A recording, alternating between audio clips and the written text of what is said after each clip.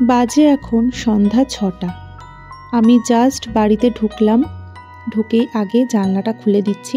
আর এই জায়গাটা তো তোমরা নিশ্চয়ই চেনো। আমি এতদিন বাপের বাড়িতে ছিলাম, আজকে সন্ধ্যাবেলা ফিরলাম, এই মাত্রই ফিরেছি। ফিরেই আগে জানলা দরজাগুলো খুলছি, কারণ ঘরের মধ্যে একটা গুমোট গন্ধ।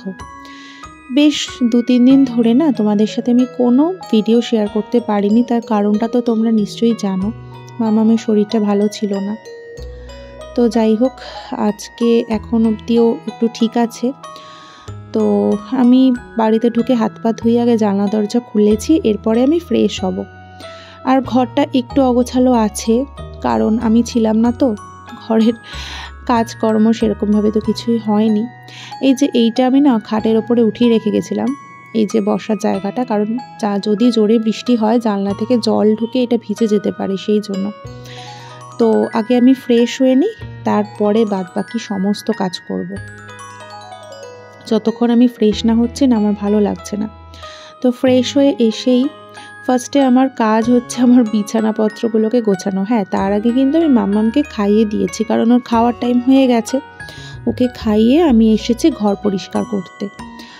ঘরের বেড কাভারটা আগে চেঞ্জ করবো। আমি যাওয়ার সময় বেড কাভারটা নতুন পেতে গেছিলাম, বাট ২-৩ দিন হয়ে গেছে যেহেতু, আমি বেড কাভারটা চেঞ্জ করবো আগেই।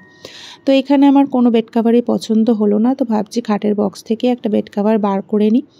আসলে ঘরে যখন থাকি না তখন ঘর পরিষ্কার করে গেলেও যখন আমরা ঘর থেকে মানে বাইরে থেকে ঘরে আসি তখন কিন্তু আমাদের আবার ঘর পরিষ্কার করতে হয়। মানে বিশেষ করে আমার তো সবসময় এটা মনে হয় যে ঘরের মধ্যে আছি, যখন বাইরে থেকে এসছি পরিষ্কার ঘর থাকলেও আমি আবার পরিষ্কার করব, কারণ পরিষ্কার পরিচ্ছন্ন ঘরে থাকতে কার না ভালো লাগে বলো। তাই জন্যই আমি আগে জানলা দরজা খুলেছি, একটু রুম ফ্রেশনার দিয়েছি যাতে একটু সুন্দর গন্ধ বেরোয়। আর বাড়িতে আসার পর জানো তো আমার এত মনটা খারাপ হয়ে গেছে, গাছগুলোর অবস্থা খুবই খারাপ। গাছগুলো ইনডোর যে গাছগুলো ছিল না সেগুলোতে একটু জলের দরকার ছিল। হাজব্যান্ডের তো ডিউটি আর বাড়ি করে টাইম পাইনি ওইসবের দিকে খেয়াল করার। যাই হোক, আমি এসে ওগুলো আর কি দেখলাম, এরপর আস্তে আস্তে ওগুলোতে সব কিছু করবো, জল টল দেবো যা দেওয়ার। ব্যালকনির গাছগুলো ঠিক আছে, ব্যালকনির গাছগুলোতে জল পেয়েছে, বৃষ্টি হয়েছে তো তাই জন্য অসুবিধা হয়নি, বাট ইনডোরগুলোতে খুবই অবস্থা খারাপ। তো আগে বেড কাভারগুলো তুলে নিয়ে, আর বেবি দেখেছো তো আমি যতক্ষণ থাকবো যা করব ও কিন্তু সব সময় আমার পিছু পিছু সব কাজ করবে, মানে ও আমাকে ছেড়ে কোনো কাজ করবে না, ও আমার সাথেই থাকবে। তো আগে আমি এইগুলো করি, তারপরে একটু আরাম করে বসে চাটা খাবো। ওদেরকে চা করে দিয়েছি, ওরা চা খেয়ে, আমার হাজব্যান্ড চা খেয়ে নিয়েছে, সুজিতা এসেছিলো, জয়ন্তদা, সবাই চা খাওয়া মোটামুটি হয়ে গেছে। তো আগে আমি ঘরের কাজ করব, তারপর শান্তি মতো মানে আমি চা খাবো, আর নাহলে আমার কোনো কিছুতেই মন বসবে না। আর যেহেতু বেবি আছে তো বেডটা আগে তাড়াতাড়ি করে পরিষ্কার করছি যাতে ও এসে একটু রেস্ট করতে পারে, কারণ ওর শরীরটা তো এখনও পুরোপুরি ঠিক হয়নি। তো বেড পরিষ্কার হয়ে গেছে, আর এখানে এসেছি গাছে জল দিতে। আগে গাছগুলোতে জল দিই, তারপরে আমি নিজে জল খাবো, কারণ গাছ হচ্ছে আমার সত্যি কথা বলতে প্রাণ। আমি গাছ ভীষণ ভালোবাসি, ভীষণ। আমি যে কদিন ওদেরকে ছেড়েছিলাম না, আমার মনটা সত্যি খুব খারাপ হয়ে যাচ্ছিল যে কে যত্ন করবে। আর দেখেছো মানি প্ল্যান্ট, যেটার কোনো জলের দরকারই পড়ে না, এত গরমে মানি প্ল্যান্ট পুরো শুকিয়ে গেছে। তো অসুবিধা নেই, এটা আমি জল দিয়ে এখানেই রেখে দেবো, এটা কালকের মধ্যে আশা করি ভালো হয়ে যাবে, মানে তরতাজা হয়ে যাবে। যে শুকনো পাতাগুলো আছে সেগুলো আমি আপাতত ছিঁড়ে ফেলে দিই। তো কি আর করা যাবে, বাড়িতে না থাকলে যা হয় আর। তো আশা করছি এটা ঠিক হয়ে যাবে। তো আর একটা মানি প্ল্যান্টও আছে, এই যে এটাও একদম শুকিয়ে গেছে, তাকে এটাতেও জল দিতে হবে। ভালো করে জল দিয়ে এটা আমি আবার রেখে দেবো জায়গা মতো, আশা করি কালকের মধ্যে ঠিক হয়ে যাবে। তো আমার মাথায় এখন ঘুরছে যে কতক্ষণে আমি ঘরগুলোকে গোছাবো, কারণ প্রত্যেকটা ঘরই অগোছালো হয়ে রয়েছে, প্রত্যেকটা জায়গা অগোছালো হয়ে রয়েছে। আমি তাই জন্য চিন্তা করছি যে কতক্ষণে আমি সব কাজ একসাথে করব, কারণ কোনো কাজ আমি কালকের জন্য ফেলে রাখতে চাই না। কালকে যখন ঘুম থেকে উঠবো তখন যেন আমার ঘরটা পরিষ্কার পরিচ্ছন্ন থাকে, জায়গার জিনিস জায়গায় থাকে, ওইটাই আর কি। তো এই করতে করতে মোটামুটি একটা ঘর আমার পরিষ্কার হয়ে গেছে, দেখো সমস্তটা আমি ক্লিন করে নিয়েছি। আর মাসি এসেছিলো, ঝাড়পোছ করে গেছে, মানে ঝাড় দিয়ে গেছে, ঘর মুছে গেছে, তাই জন্য ঘরটার মেঝে ঠেজেগুলো সমস্তটা পরিষ্কার আছে। এরপরে আসি হলে। আমি ঢুকেই দেখো জিনিসপত্র রেখেছি, অগোছালো হয়ে পড়ে আছে, তো এইটা এরপরে পরিষ্কার করব, কিন্তু তার আগে পাশের রুমটাকে পরিষ্কার করি, কারণ এই রুমটারও অবস্থা ভীষণই খারাপ। বিছানাপত্র ঝাড়বো, চাদরটা একদমই ইউজ হয়নি, এখানে কেউ শোয় না, তাই শুধুমাত্র একটু ঝাড়পোছ করে দিলেই। আবার এই বেডসাইড টেবিলটারও অবস্থা খারাপ, জিনিসপত্র ভর্তি রাখা, তো ওগুলো আগে সব ঠিকঠাক করব। একটু ঘর দোয়ার পরিষ্কার না থাকলে কিন্তু একদমই ভালো লাগে না। ঘর তুমি পরিষ্কার রাখবে তো ঘরের মধ্যে পজিটিভ একটা এনার্জি থাকবে, সব কাজে মন লাগবে, একটা মনের মধ্যে শান্তি বিরাজ করে। তাই জন্যই আর কি এই বাইরে থেকে এসেও আর কি তাড়াহুড়ো করে সব কিছু করা। তো এই যে এই ঘরটাও মোটামুটি পরিষ্কার হয়েছে, দেখো বেডসাইড টেবিলটাও সুন্দর করে সাজিয়ে রেখেছি। আসলে হাজবেন্ড তো সব সময়ের জন্য ব্যস্ত থাকে, ও ডিউটি আর বাড়ি করেছে, ও এগুলোর প্রতি অতটা খেয়াল করতে পারেও না, আর ওকে বলে লাভও নেই, ও একদমই সময় পায় না। তো এরপরে এসেছি সোফার জায়গা পরিষ্কার করতে। মানে একটা একটা করে সাইড করছি, একবারে তো সব সম্ভব না। একটা করে জায়গা পরিষ্কার করছি, তারপরে ওইগুলো মানে আর একটা জায়গায় আসছি পরিষ্কার করতে। সোফা টোফা সমস্ত কুশান টুশান ঠিক করে রেখে এই যে এত কিছু রয়েছে ব্যাগপত্র, এইগুলো থেকে এখন আমাকে সব কিছু বার করতে হবে। কোথাও যাওয়ার আগে তো ভালোই লাগে, গুছিয়ে গুছিয়ে সব কিছু যাই, বাট আসার পরে ব্যাগপত্র খোলা, সেইগুলোকে ধোয়া কাচা, মানে অনেক কাজ জায়গা জিনিস জায়গায় রাখা, তখন মনে হয় কি আর কোথাও ঘুরতেই যাব না, কিন্তু সেরকম বললে তো হয় না, ঘুরতে তো আমাদের যেতেই হবে, আর নাহলে তো জীবনটা পুরো একঘেয়ে হয়ে যাবে। মানে একটু তো আমাদের রিল্যাক্সেশনের জন্য বেরোতেই হবে।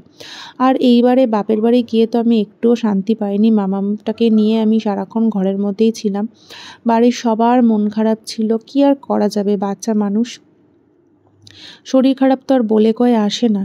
তো যাই হোক, এইবারে এই যে সমস্ত কিছু বার করছি বাড়ি থেকে। বাপি আবার চা পাতা পাঠিয়ে দিয়েছে, সবজি বাজার কিছু কালকে, যেহেতু মানে কালকের জন্য বাজার নেই আর কি, তো এত রাত্রেবেলা কোথায় আমি বাজার করব না করব, ওই অসুবিধার জন্য বাপি আর কি বাজার করে পাঠিয়ে দিয়েছে। তো এই হচ্ছে ব্যাপার। আর জায়গা জিনিস এবার জায়গা মতো রাখবো, কারণ পরবর্তীকালে নালে কিছু খুঁজে পাওয়া যায় না, এখনই আমি সব কিছু গুছিয়ে রাখবো।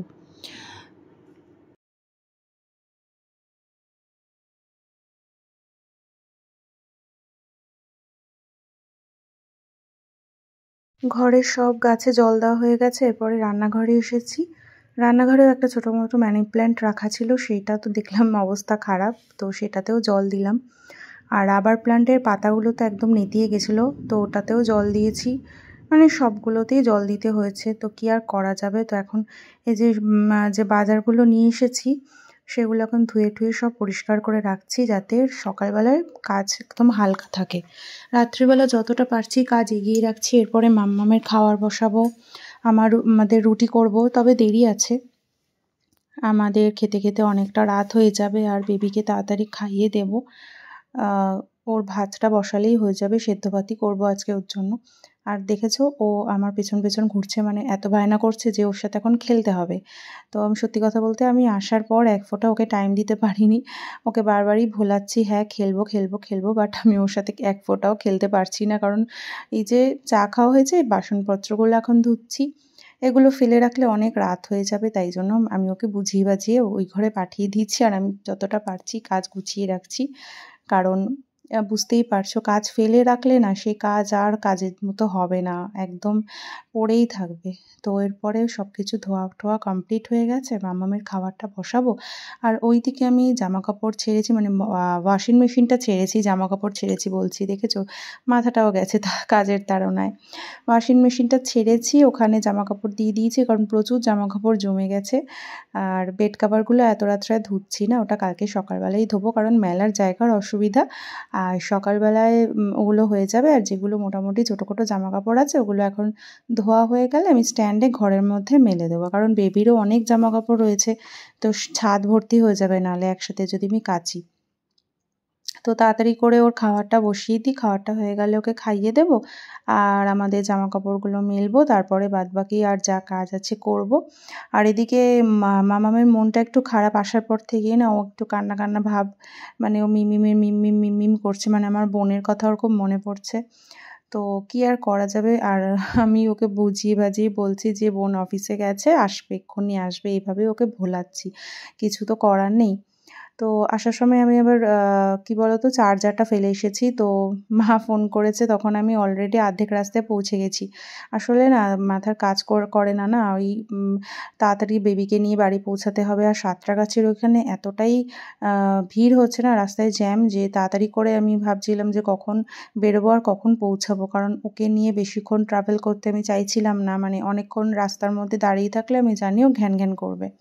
তো যাই হোক, এই হচ্ছে ব্যাপার। আর বাদবাকি মোটামুটি কাজ হয়ে গেছে, আর যা জামাকাপড় ছিল এই যে বাদবাকিগুলো আমি সব এখন মেশিনে ঢুকিয়ে রাখবো। তো এই অবধি ভিডিওটা রাখছি, আর বেশি দূর এগোচ্ছি না। আবার তোমাদের সাথে দেখা হবে অন্য কোনো নতুন ভিডিওতে। কেমন লাগলো অবশ্যই একটু কমেন্ট করে জানাবে, আর অবশ্যই তোমরা একটু পাশে থেকো প্লিজ। যারা যারা আমার চ্যানেলটাকে সাবস্ক্রাইব করোনি একটু সাবস্ক্রাইব করে দিও। আবার তোমাদের সাথে দেখা হবে অন্য কোনো নতুন ভিডিওতে। তোমরা সবাই ভালো থাকবে, সুস্থ থাকবে, টাটা।